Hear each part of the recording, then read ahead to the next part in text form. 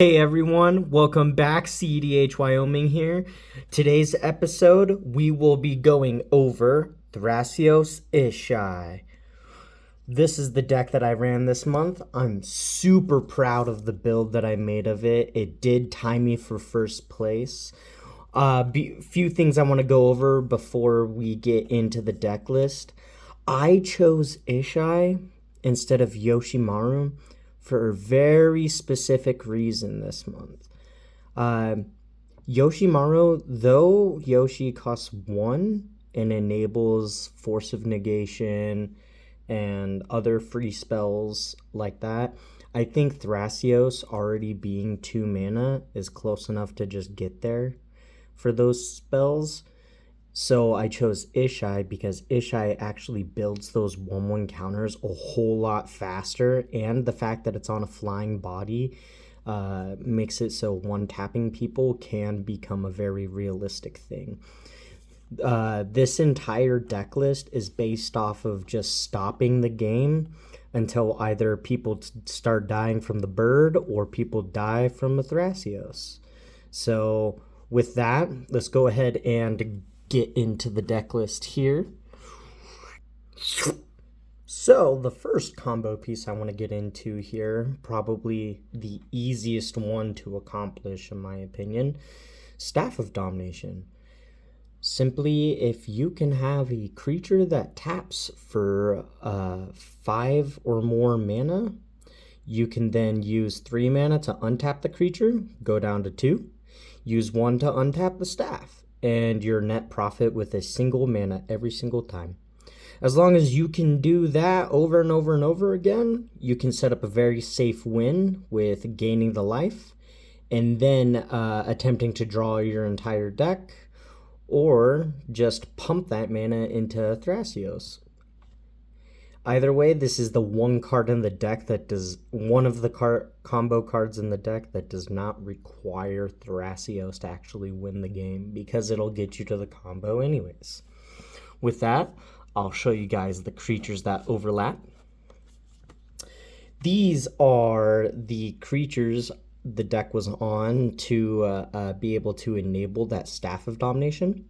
I was on Savala, Priest of Titania, Brigid. This is my Brigid that is signed by the professor. I love this spell. And Circle of Dreams Druid. Now, one thing I want to talk about with this Priest of Titania. So, though we are on a good amount of elves in the deck, this Priest actually generated me more mana off of having going against this month's Kinnan deck. They were on some elves too, and that enabled me to increase my general elf count. Now, Priest of Titania otherwise is, in my opinion, the hardest one to achieve that Staff of Domination requirement, simply because these two debate on how many creatures you have out, and Savala says, wow, you have a fat bird. It gives you a bunch of mana. Either way, the second combo card I want to go over this month was Freed from the Real. Now, Freed from the Real is a backup Basalt Monolith for Kinnan.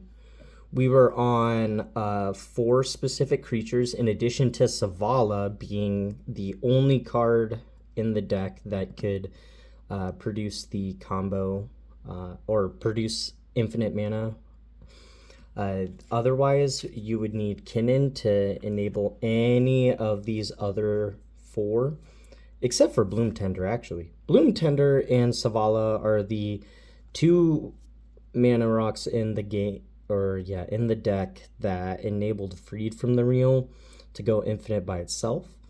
Or if Kinnan was out, Incubation Druid, Enduring Vitality, and Paradise Druid could get you there, with the additional overlap that if you adapt Incubation Druid, it can also turn on the Freed from the Real.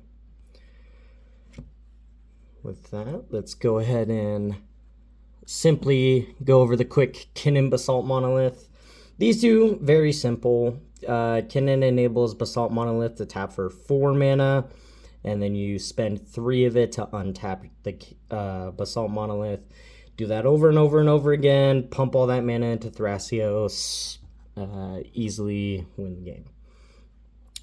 With the other, one of the other combos that we were on was what is, in my opinion, the very overpowered Displacer Kitten Teferi Time Raveler with any 0-drop or net producing mana rock. This combo enables you to blink Teferi over and over again for whatever one or 0 cost mana rock you have, and recast it over and over again, drawing your deck and repeatedly blinking Teferi, also with a nice little silence effect going on at the same time. Now, the mana rocks that we were on for this combo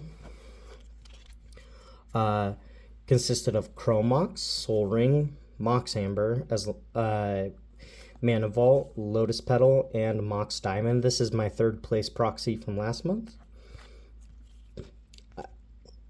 Either way, even with these 2, you just don't pitch a card to it. You just keep bouncing it, recasting it. Eventually you'll draw into one of the other ones that can actually net you mana off of doing it with Teferi, or you just simply go until you can hit 1,000-Year Elixir, which is a haste outlet, and enable a staff combo, so that way you can start, you can generate your infinite mana. The final piece of infinite mana combo consisted of the Isochron Scepter Dramatic Reversal game plan, just because there are so many mana rocks or mana producing things in this deck that Dramatic Reversal is just a really good spell by itself, enabling me to get like an extra 2 or 3 Thrasios triggers on someone's end step. The simple basics of this combo is play your Isochron Scepter, use Isochron Scepter to imprint Dramatic Reversal. Then for 2 mana, in tapping Isochron Scepter, you can cast a copy of a Dramatic Reversal without paying its mana cost. As long as you have any mana producing thing that can generate you 3 or more mana, this Dramatic Reversal will allow you to untap Isochron Scepter and that mana rock, netting you mana each instance of looping. Now, with this combo specifically, I did want to run a backup card because of how many mana dorks we're on. I also wanted to play 2 arms, but 2 arms in place of Dramatic Reversal, unfortunately, it does not untap Isochron Scepter. So being on Kiora's Follower as the one creature that can tap to untap the Isochron Scepter, and the 2 arms to untap it. By doing this, imprinting 2 arms on an Isochron Scepter, you do not generate infinite mana because you will draw yourself out. So what you do with it is you keep drawing until you can hit a safe infinite mana outlet like Staff combo or a Kinnan combo. Isochron Scepter is also part of this deck's turn 0 win, but that is done with Leyline of Anticipation. As long as you can get Leyline of Anticipation in your opening hand, a Mana Vault, like a Lotus Petal, not Lotus Petal, probably like Mox Diamond and a land to pitch to it. You can drop Leyline,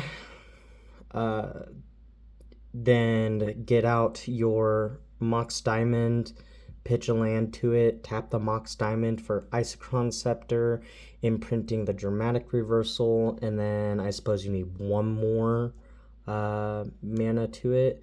So probably would need like an Elvish Spirit Guide would do the trick.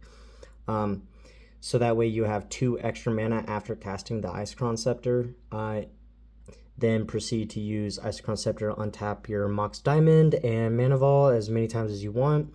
play Thrasios, go from there. How the deck actually kills is using Walking Ballista. We are not on Thassa's Oracle. In my opinion, in this deck, Thoracle and Walking Ballista do the exact same thing.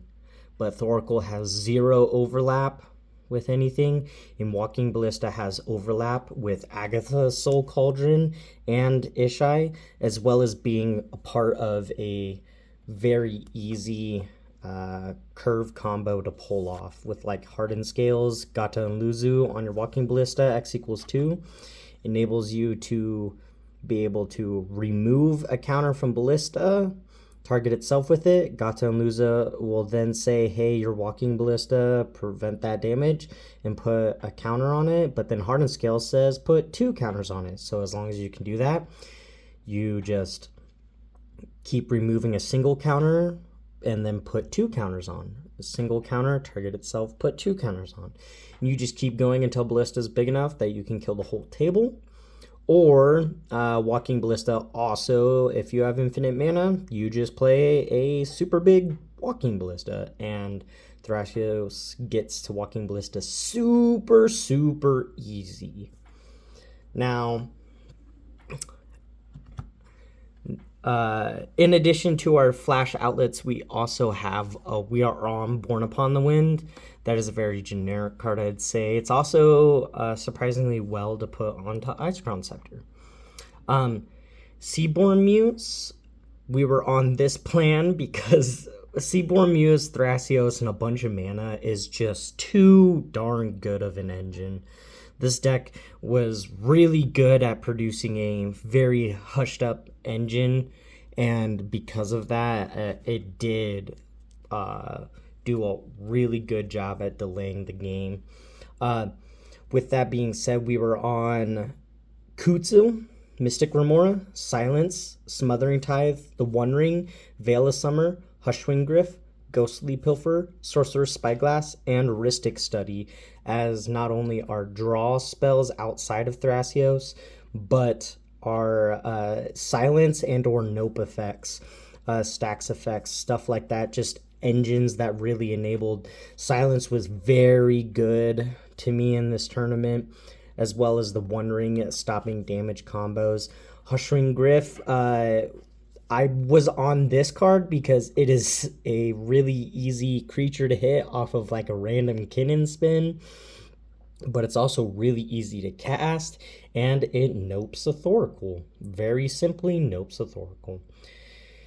And so by having that as a backup, as well as Ghostly Pilfer for Underworld Breach and Food Chain combos, is a very good interactive piece to stop that, acting exactly, if not better, than a Rhystic Study in a Food Chain and or just a really strong Storm deck that was casting from exile, either through an Underworld Breach or Food Chain, really did work and has continued to do work for me. Oop, sorry, shook you guys.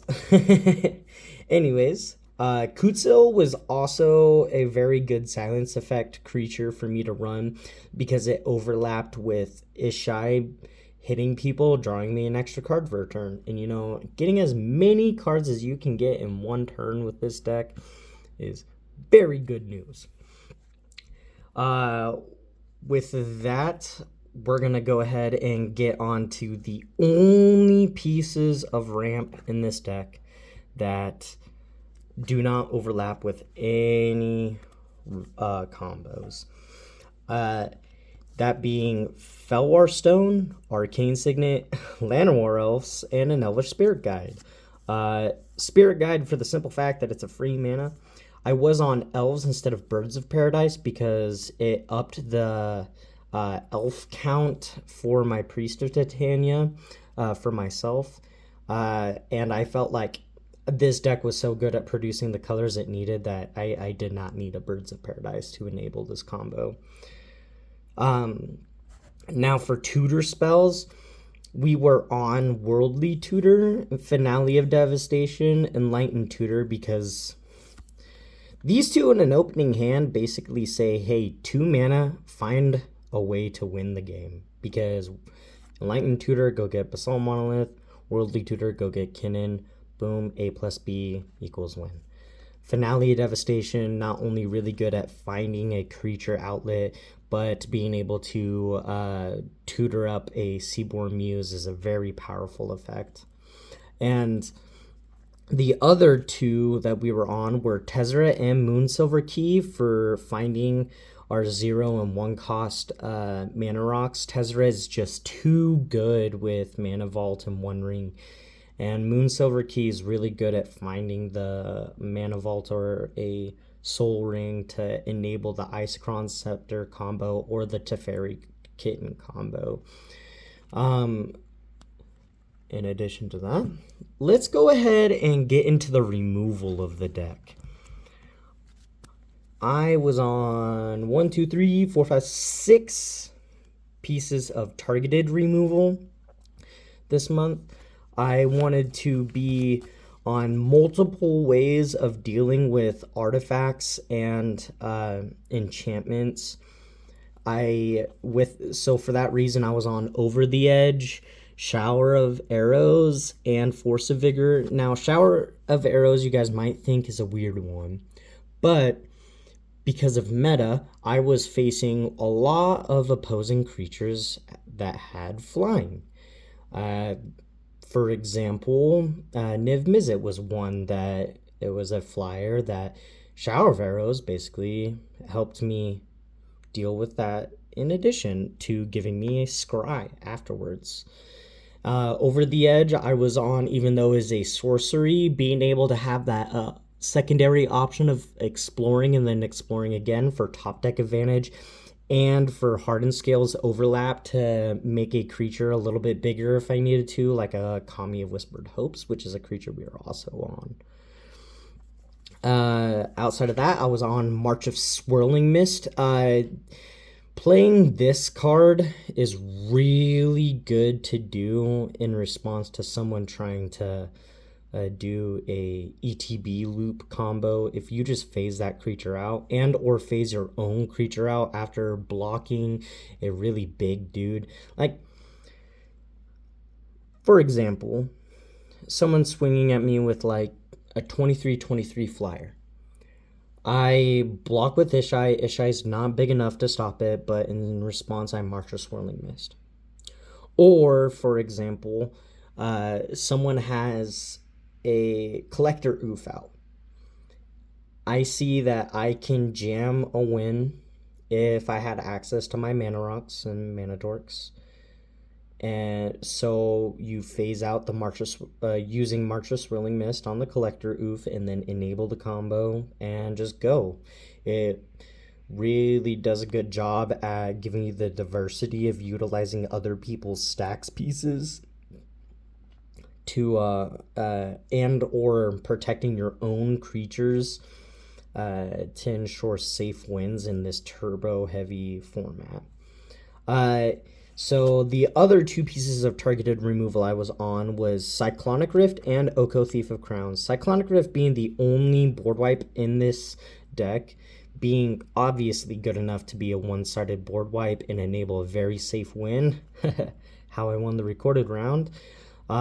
It helps also in being single targeted removal on an early game thing that produces too much advantage and or something that someone turboed out and was not able to get back out by getting bounced to hand. Oko Thief of Crowns.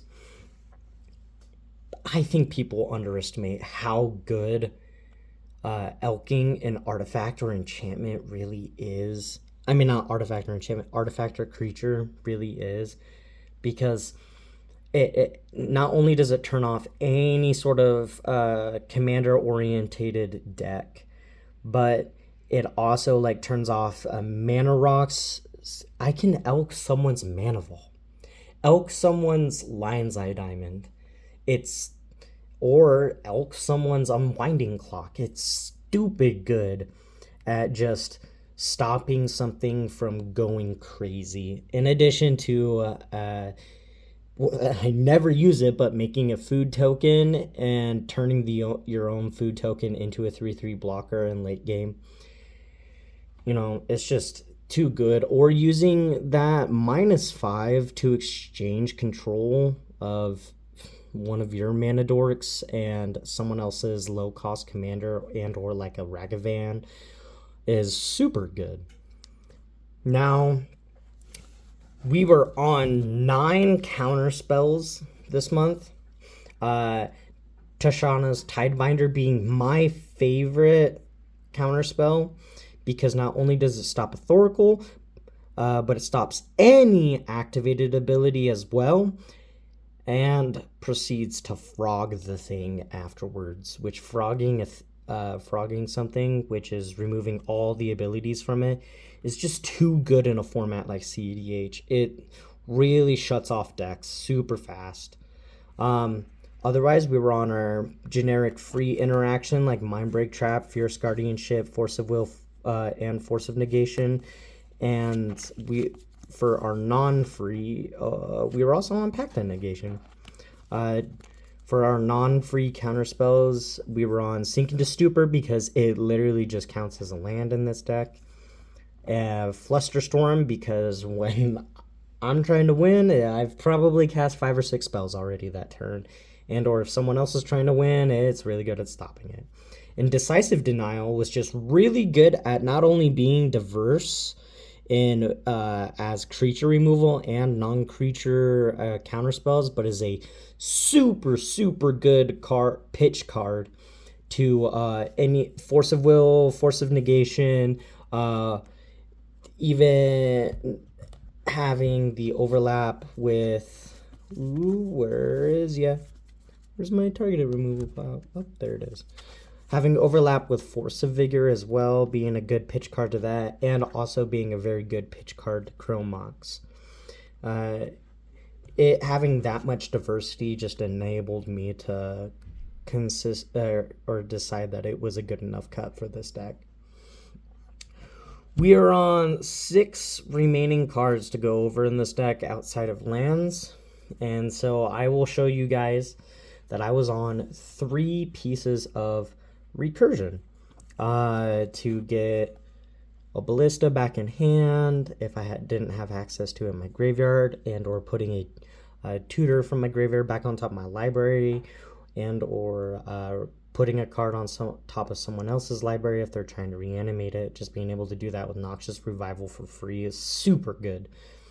And then Bala Ged Recovery, just not only slotting in as a land in this deck, but also being recursive as well to help get a combo piece back is just super good. And then Endurance is the best offensive one, in addition to saving your own, because it can stop a Underworld Breach super easy by just pumping every spell in their graveyard just to the bottom of their library, and all of a sudden Underworld Breach does nothing. And right now Underworld Breach is a very good card in our meta, so dealing with defenses on it is super important.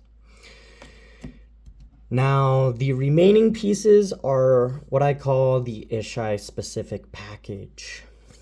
This, I will never, ever cast Kami of Whispered Hopes as a mana dork unless I need it as a Hardened Scales to enable Walking Ballista. Otherwise, this thing goes to the graveyard, gets exiled Agatha's Soul Cauldron, and that ability gets put on Ishai. And now all of a sudden Ishai taps for 7+ mana. So those two being really good with Ishai and turning Ishai into an overlap combo piece for the Staff of Domination and Freed from the Real just makes it good enough to slot in without it actually counting as mana in the deck. The final piece being my favorite card that I put in this deck. Mikey and Leo. This card, while having Ishai out, is just draw one on everyone's turn. There were so many times that I played Mikey and Leo, played Ishai, and within 2 turns, it had drawn me more cards than most Ristic studies do. Like, just being a guaranteed draw one, the very first spell anyone casts, in addition to making the bird bigger, it's just, it's super good. And also having that hybrid mana diversity for making it easy, not only easy to cast, but as a very good pitch card for Force of Vigor and Chromox. It's just super good. Super, super, super good. For the last things that we're going over in the deck, because I did not go over it in my last deck review, we are going over the lands. We got Urza Saga as a very good piece to find our Mana Vault and or Chromox or something like that to enable the Isochron combo or a Kitten combo. Talon Gates of Madara as being a very good removal piece in addition to Otawara. Shifty Woodlands being the a way to enable a combo if, like, say, my Agatha Soul Cauldron's in my graveyard or Walking Ballista is in my graveyard and I need to exile the Walking Ballista with a Soul Cauldron to enable, say, Ishai to win me the game. Shifting Woodlands just becomes really good as backup. And otherwise, we were on Starting Town, 2 plains, 2 force, 3 islands as our basic package outside of Starting Town. Starting Town's really good in the deck because most of the time CEDH is turn 1, 2, or 3. Very simple at that. I ran this many basics, that being a full 1, 2, 3, 7, because getting Blood Mooned and or back to basic is very damaging to any deck. So making sure you have the basics to support going against that type of spell, so that way you can enable ways to remove those permanents, is very important in my opinion. Otherwise, the fetch lands of the deck consist of Polluted Delta, Windswept Heath, Flooded Strand, and Wooded Foothills. Most of them have a very good amount of overlap to grab any 3 of my dual lands. This is my hand-done Savannah. For the very expensive cards, I usually only want to run 1 proxy of them or 2. So this month I decided that 3 dual lands was enough to enable the colors in this deck with how many priority lands I had out, or I had in it. That being Branch Off Pathway, be green or white. Biotanical Sanctum, usually enters untapped. Ancient Tomb, really helps getting Ishai and other stuff like that out. City of Brass, Plaza of Heroes, Command Tower, Multiversal Passage, Exotic Orchard, being all of the anything lands. So with that, this deck was very, very consistent at finding a combo, enabling that combo, and putting a crap ton of cards in the hand. And not only that, but it was really good at staxing other decks, so that way you wouldn't lose to it. But with that being said, thank you guys for watching. I hope you guys enjoyed the video. Please like and subscribe down at the bottom, and we will catch you guys next month for deck review episode 3. Catch y'all later.